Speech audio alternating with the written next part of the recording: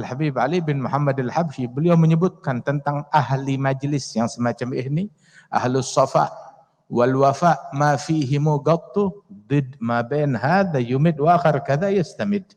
Orang yang memiliki kemurnian hati, kesucian batin, dan kesetiaan di dalam hubungannya dengan Allah Ta'ala, antara mereka enggak ada kebencian, kedengkian, perselisihan, antara satu sama lain saling support, saling mencintai. Alhamdulillah, di majlis ini kita lihat, Masya Allah, kita kumpul ala mahabbah.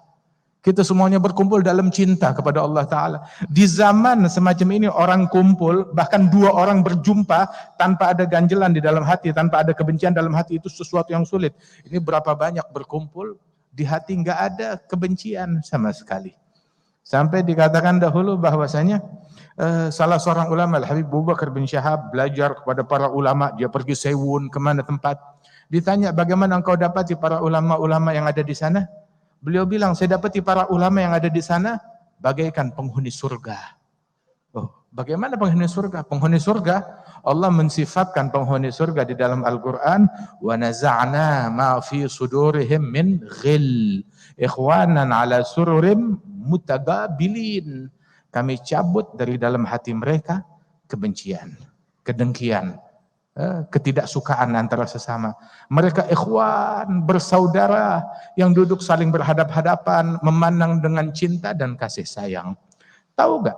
Muslim apabila berjumpa dengan muslim lain, memberi salam dan bersalaman, maka turun, bukan musibah yang turun rahmat dari Allah.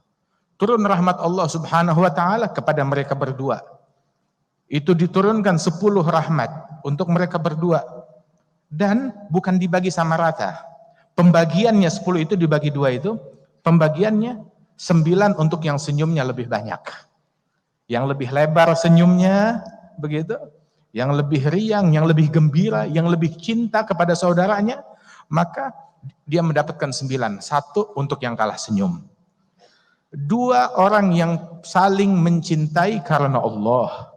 Yang saling bersaudara, saling mencintai karena Allah. Beruntung orang yang mencintai karena Allah. Percintaan karena selain Allah fana akan habis. Yang cinta karena politik, politik habis, cinta habis. Kadang politiknya belum habis, cintanya udah habis. Habis manis sepah dibuang. Ada bahasa, nggak tahu di sini bahasanya apa. Itu kita di sana habis manis sepah dibuang. Orang yang cinta karena harta, harta habis, cinta habis. Cinta karena duniawi, dunia habis, maslahat habis, sudah. Akan tetapi kecintaan yang dijalin karena Allah Subhanahu wa Ta'ala itu langgeng abadi. Langgeng abadi. Subhanallah. Buktinya di majelis ini. Orangnya udah meninggal dunia, tapi kecintaan masih tetap lanjut. Al-Habib Munzir udah meninggal dunia, Masya Allah. Tapi masih tetap kita lanjut hubungan dengan anak-anak beliau, dengan keluarga beliau. Subhanallah. Berapa tahun Abah udah wafat? 9 tahun. Seolah-olah baru kemarin meninggal dunia. Masih disebut, masih dikenang. Alhamdulillah. Ikhwan ala sururim mutagabilin. Ketika mereka orang yang bersaudara karena Allah Ta'ala, ahabbuhuma, yang paling dicintai di antara mereka oleh Allah Ta'ala adalah aktsaruhuma hubban li sahibih. Yang paling besar kecintaannya terhadap saudaranya, itu yang paling dicintai oleh Allah Subhanahu wa Ta'ala.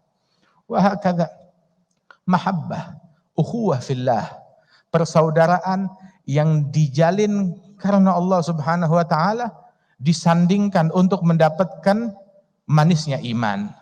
Ayyuhibbal mar'a la yuhibbuh illa lillah. Cinta kepada seseorang, dia tidak cinta kepada orang tersebut, melainkan semata-mata murni karena Allah Subhanahu wa Ta'ala. Subhanallah. Nah karenanya itu, kecintaan karena Allah Subhanahu wa Ta'ala, itu didapat di majelis-majelis yang semacam ini. Kita hadir majelis, alhamdulillah nikmat, saling cinta satu sama lain.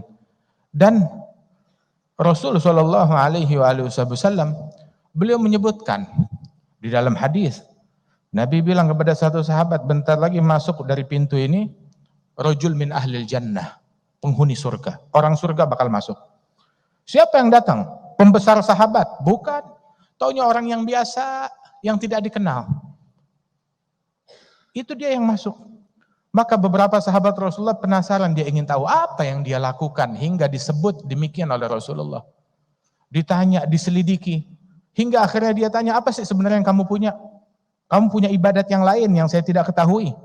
Bilang, ya akhi, yang saya punya seperti yang kamu lihat.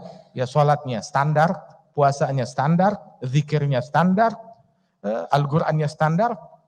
Terus apa sebenarnya yang kamu punya? Mungkin kalau ada, saya tidak tidur di malam hari, melainkan di hati saya tidak ada benci kepada satu muslim pun juga. Bilang, wabidzak. Ini yang membuat engkau unggul dari kita semuanya.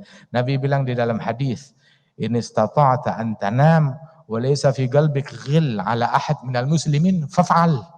Kalau kamu mampu bisa untuk tidur di malam hari, di hati enggak ada benci kepada siapapun juga, laksanakan.